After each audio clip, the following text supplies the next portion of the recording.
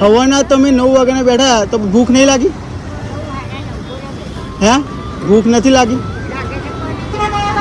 અને કમાવાનું તો જ ખાવાનું એમ ને? લો